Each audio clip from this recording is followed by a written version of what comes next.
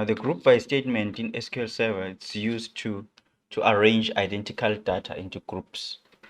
So think of a group by like organizing a bunch of mixed fruits into piles where each pile contains only one type of a fruit.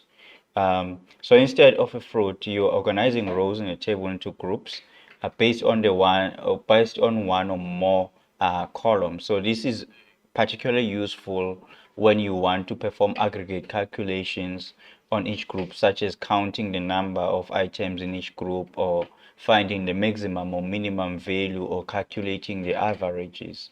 So just to make it clear, or to explain it in clear terms, so imagine that maybe you've got a large box of toys and you want to know how many of each type of toy you have. To find out, you'll actually sort the toys into groups based on their type. You say cars, dolls, etc. And once they are sorted, and then you could easily count how many toys that you have in each group. So in the analogy that we're actually making, sorting the toys in the groups is like using that group by clause in SQL, and counting each type of uh, is like using aggregate function like count. Okay, let's see if we can do example. Suppose we've got the employees table, right? And then we want to know how many employees are there in each department, are actually employed in each department. So we'll actually run a query like select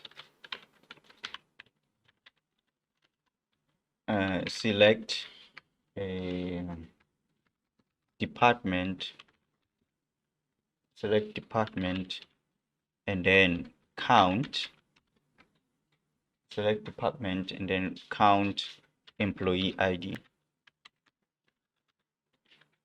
employee ID as a number of employees from employees, and then we group by department. We group by department. Now if we go ahead and execute, then we can see in HR we've got one employee, in IT we've got one, in sales we've got two employees, and in marketing we've got one. So in this query, we actually return the groups, or the query groups the employees by their department, and then it counts the number of employees in each department. So let's say now, another example, let's say we want to find the average salary in each department. So we will actually select a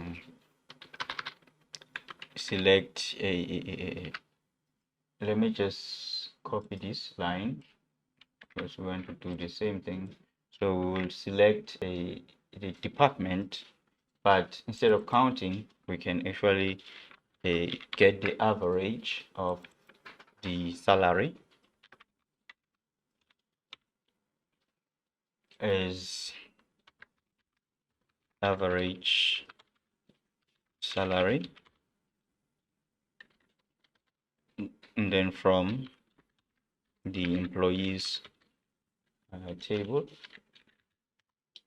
then we'll actually group by department.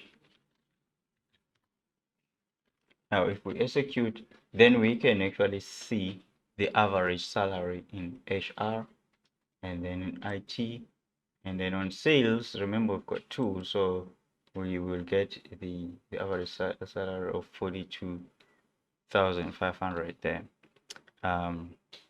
We can even, instead of getting the average, we can even sum it, a sum. So we calculate the total expense for each department. So how much salary does each department has to, so here is going to be as total total salary. So if we execute, then we can actually see the total salary or expense on each department. So this just groups the employees by department and just sum up the salaries within each group, giving the total salary expense per department. So these examples, it's just simple examples that demonstrate how group by can be used in SQL Server to aggregate data in a meaningful way, allowing for insights like such as distribution of the employees across departments, average salaries, and total expenses, amongst other things.